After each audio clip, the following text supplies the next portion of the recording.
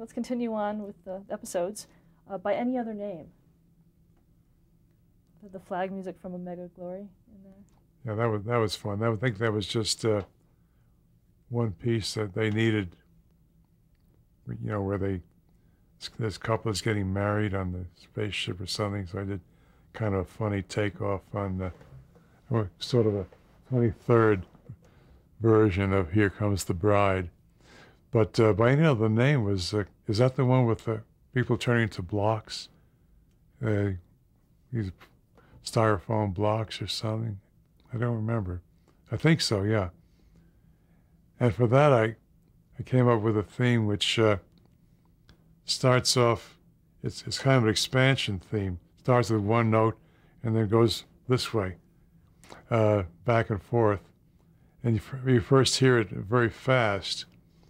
And then I was able to develop that into very slower versions. But I had this. I think I aligned it to the image of the people being sort of converted. I'm pretty sure it's the one about the blocks. Yeah, where they just are condensed, you know. And so I thought that I know it sounds kind of silly, but the theme starting from one note and just momentarily branching out sort of gave the idea of rapid condensation somehow.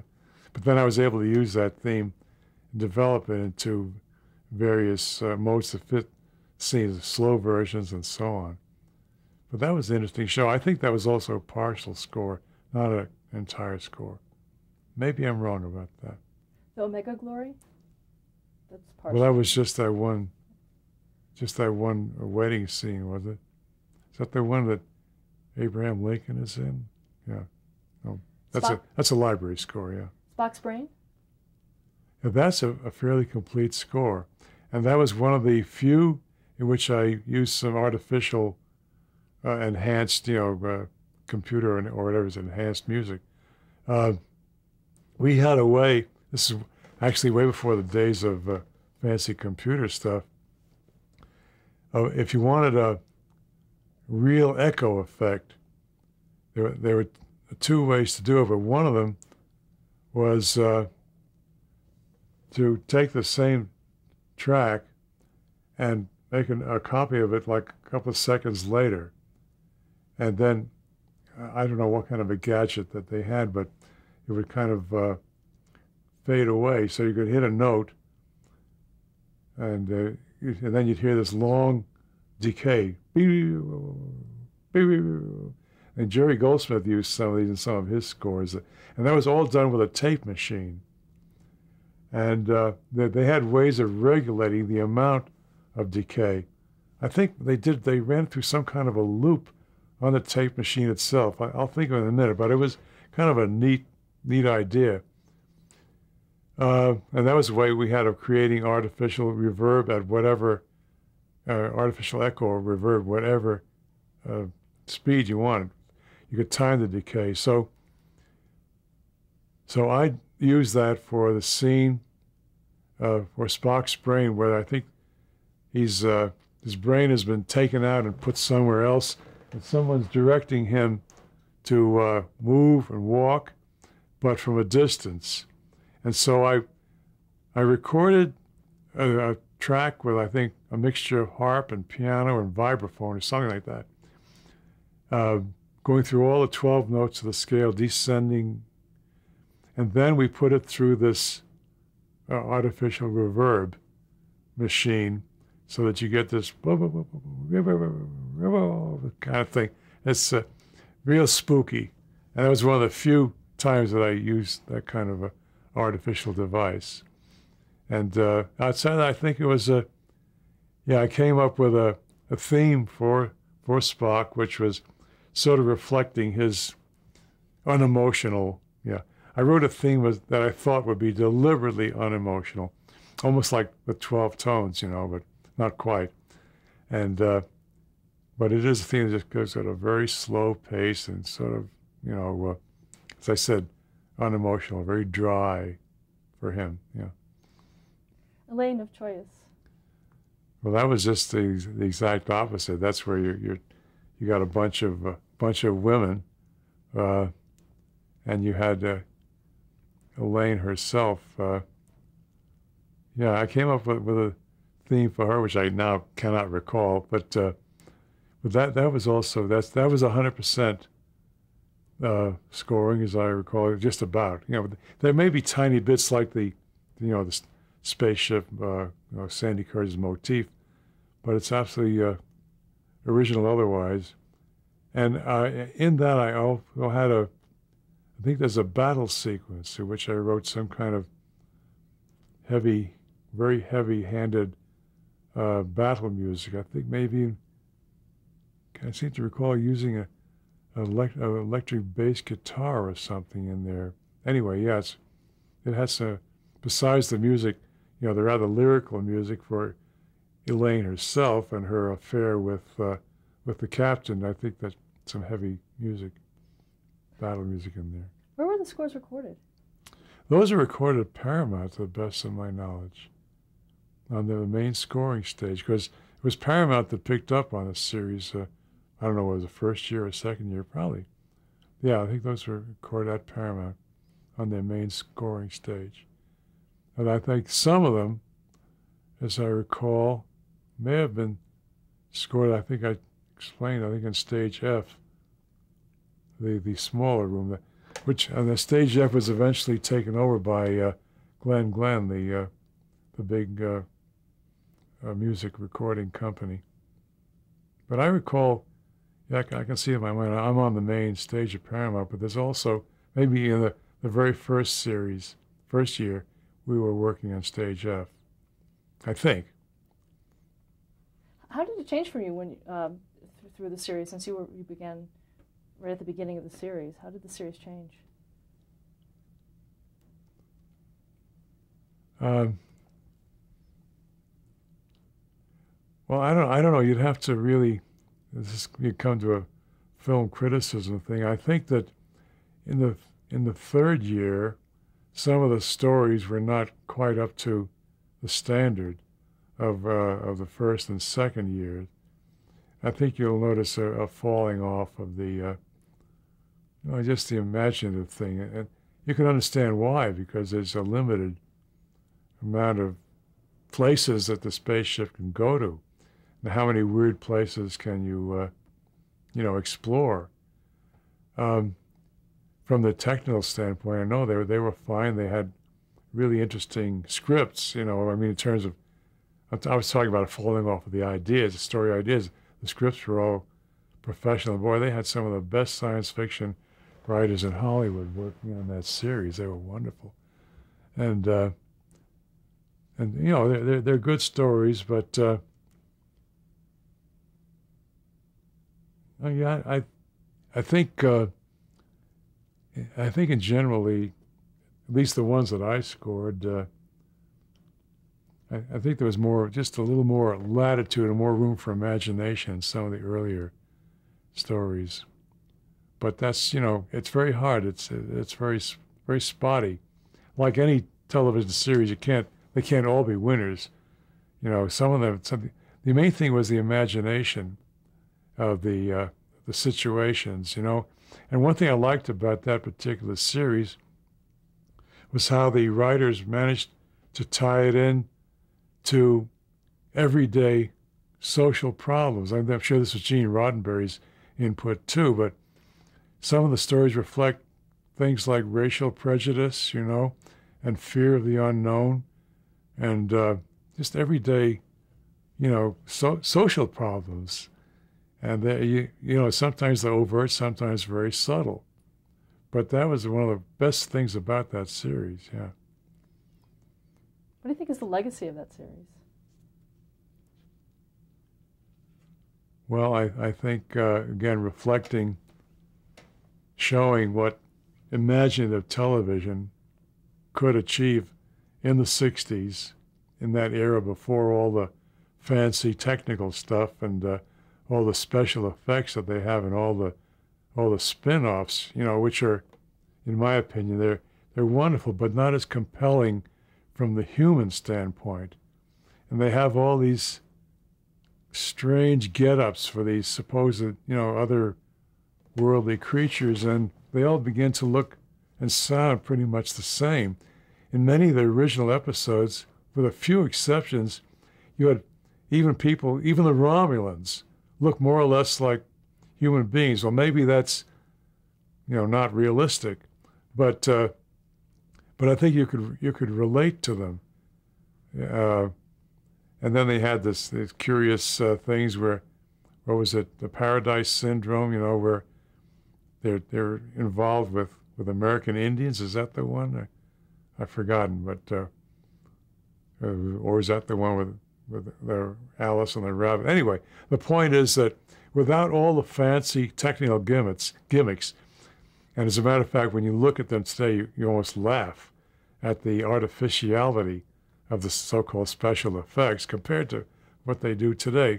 But those stories are as compelling, and to me, more so than the fancy special effects of the spin-offs, Star Trek Explorer or Voyager or whatever they are.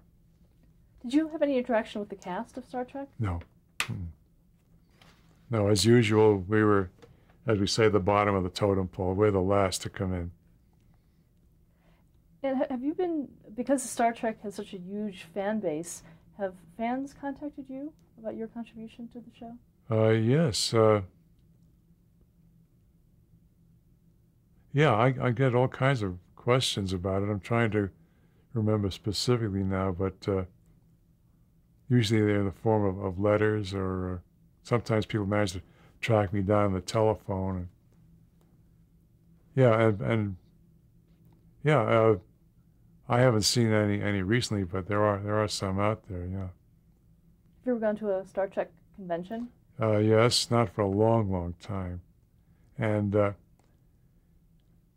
the problem is that even though Star Trek was remarkable in that every episode was what we call wall-to-wall music, wall-to-wall carpeting with music, very few people paid any attention to it because it's there all the time.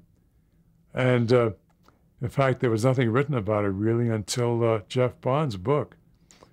And so when I went to the convention, nobody really asked me about the music because they're more interested in the stars and the gadgets, and the props and stuff like that. And it's just the nature of the beast. People really don't pay much attention to music in films. That's changing to a great extent now. But at conventions I was at, I got very few inquiries about the music. At that point, also, I was disappointed to see that that Varese Sarabande, who had issued the first my two Star Trek albums, were not really marketing them.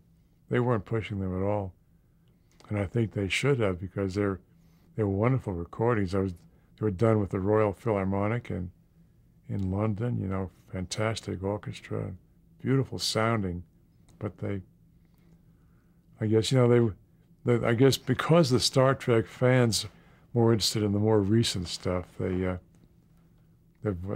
decided not to push them. Talk about some of your other television work in the 50s and 60s. You worked on Beanie and Cecil. Yeah, I wrote one of the themes for that. I forgot who asked me. There isn't much music in it, but there was a theme that they needed, which I wrote and scored somewhere. I'd forgotten where. But that's all my only connection with them. But I still get some performance fees from BMI for that theme. It shows up every now and then. It's kind of fun. The Andy Griffith Show. Well, I scored several episodes of the Andy Griffith Show. I think I mentioned that Earl Hagen brought me in on that. He asked me to score some of them. They were a lot of fun, too. Any challenges involved? No, no, that was fairly simple, straightforward comedy music. And depending on the situations, if what's his name? Who's the sidekick? Don Knotts. Pardon me? Don Knotts as Barney Fife. Yeah, Barney. When Barney gets into some kind of scary situation, I write some kind of funny, phony, spooky music, And Earl had a 4-note theme for Barney. I've forgotten how it goes, but I would sneak that in occasionally, just a tiny little four-note motif that Earl did. And yeah, so it was pretty straightforward, situation comedy stuff. Well, musically, what do you do to sort of enhance the comedy? Oh boy, yeah. That's a tough call. I don't know. There's a fine line between writing comedy music that you can be sort of proud of. I'm sorry, and comedy music that's just rather banal and over the line and too obvious kind of thing. Obviously, we all try not to go too far over the line and write, what you call Laurel and Hardy comedy stuff. But then sometimes you do. I think for a show like that, I think that I would not have been too happy to write, real pratfall music like you would for a cartoon. So that's a very fine line you have to tread. I think writing comedy music is much more difficult than writing dramatic music any day. It takes a lot more thought, a lot more rejection, and a lot more time. Yeah. Let's talk about some of your television movies. Wake Me When the War is Over. Yeah, that was a lot of fun. I was able to, I don't know if they've shown that recently, but yeah, that, I think, what's his name? Oh gosh, I'm having trouble with names again. Anyway, it was one of the Gabor sisters. It was probably, I don't know if it was Zsa Zsa, but anyway, this the American pilot played by, I think, Ken Berry, parachutes down and he's hidden in this house, Zsa Zsa Gabor, the Gabor sisters. Is Ava. Ava Gabor, right. They look exactly the same. Yeah, Ava Gabor. And he's hidden in the house. In the meantime, of course, the Nazis are all around the place. And I was able to have some fun with reflecting some, I think it takes place in Vienna. And so I was able to have some fun with what we call Schrammelmusik, the type of Viennese music. It was played on a guitar and an accordion and so on. And yeah, that was real down-and-out comedy music. And it was a lot of fun, a good show. Another one is Heat Wave from 1974. Yeah, that's a good one. Now, for that, yeah, well, that's exactly what it says. It's a story of a family, and it's on the East Coast, I guess, and there's this terrible, terrible heat wave. And so the music reflects the oppressive, the oppressive feel that you get if you can imagine yourself in a really unbearable heat wave, and complications that arise from that. I've forgotten, is the heroine pregnant or something like that? I don't know, something like that, yeah. And so the theme is sort of just very stark. It's not even a theme at all. There's no theme per se, no motif that I can recall, but just a little music laying there, very oppressive, and occasionally a little piano playing just a distant, I don't know what, but that's the kind of a musical challenge that you like, and I think it demands a kind of music. It has to be as sparse as possible and yet be compelling in a way. I've forgotten how it turned out, but along the way, there's other kind of more conventional scoring, I'm sure. Night Terror from 1977. Well, that was a good one. That was with Valerie, the one who plays Rhoda. Harper. Valerie Harper, yeah. That was also a good one. And for that, I came up with a theme to convey the feeling of terror. I don't know why I came up with the idea of a muted tuba with mutes, which is a really strange sound. And to play the tuba, I had one of the best tuba players in Hollywood, Tommy Johnson. And the theme, I mean, almost all of the score is based, hearing his, the theme that I wrote for him. And it's also, it's got a lot of movement, because you remember, a lot of it has to do with Valerie Harper on the highway, I think, trying to evade this pursuing guy, played by what's his name? Richard Romanus. Richard Romanus, yeah. So yeah, the main color there was this really scary muted tuba. Let's talk about some of the episodic series that you also worked on in the 70s. Bonanza. I did a couple of episodes of that. Those were all, that was one of the few shows on television that was, as far as I recall, 100% scored, even during the days of the expensive restrictions. I believe that, yeah, of course, Dave Rose, I think, was the main composer on that, I believe. And, but I don't know, I did a couple of episodes, yeah. You know, it was typical for people like me in those days. You'd be called in to do a couple of episodes of this, that, and the other thing, as your schedule permitted. O'Hara, Treasury Agent? Well, that was a series that I think I scored almost all of those. I was brought in on that by, well, I think it was Bill Lava, William Lava, Lava. Who was a very prominent conductor and arranger in those days, who started this series, and then either he got off it for some reason or other. And I was brought in, another legendary name in movie music history, Ray Heindorf. Some reason or other, well, I guess he was a friend of Jack Webb.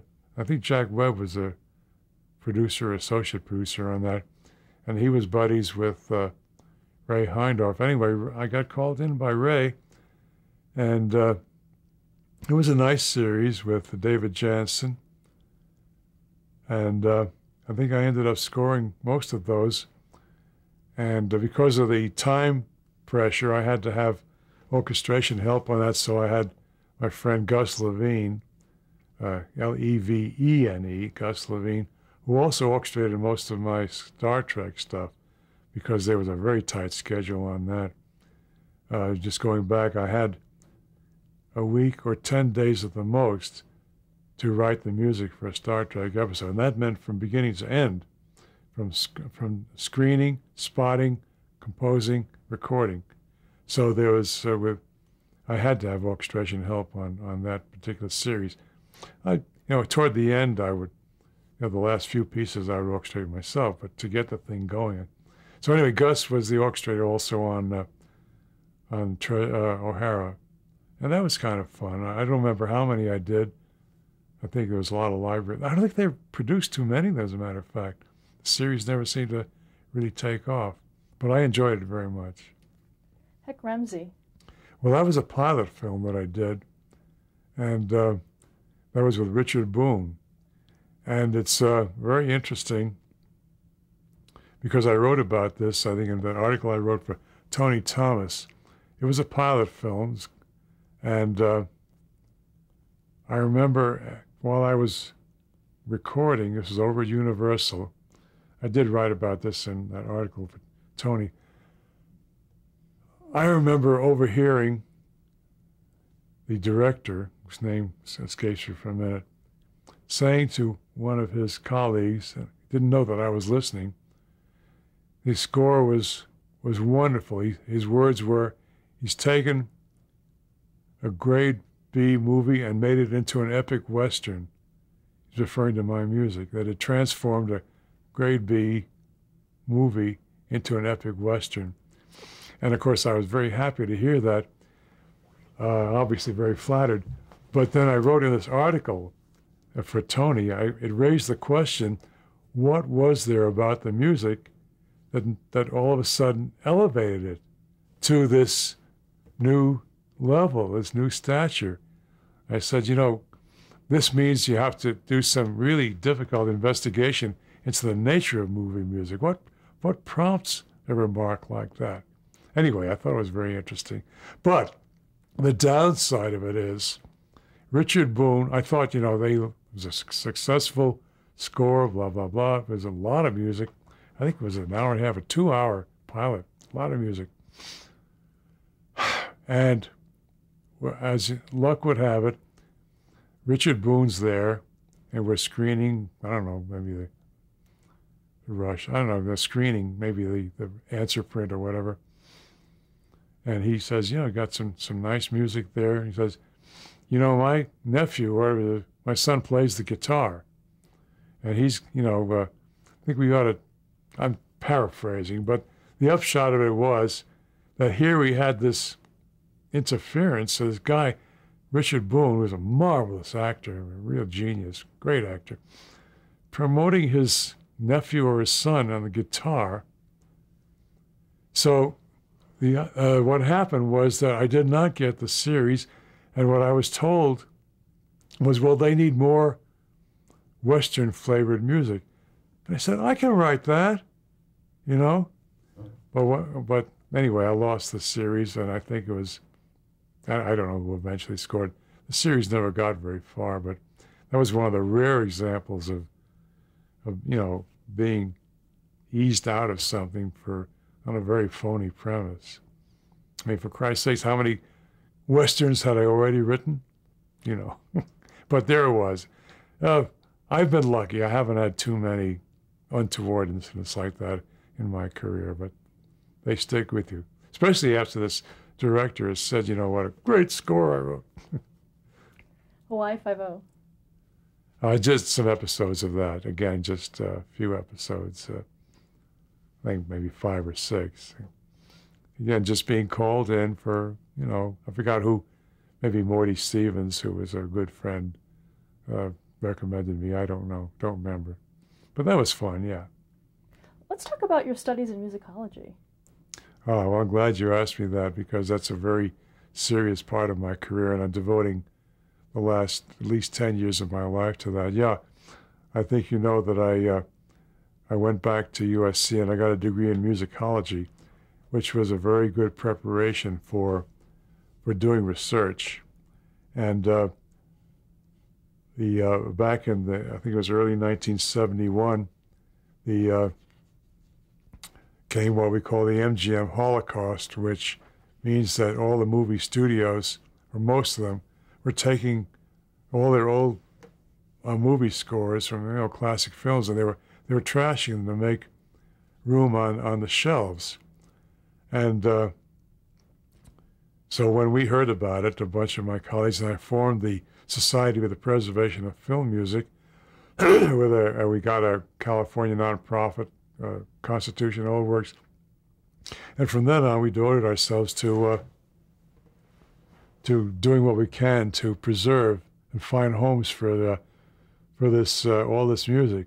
Now, in the meantime, I had written for my dissertation. I had written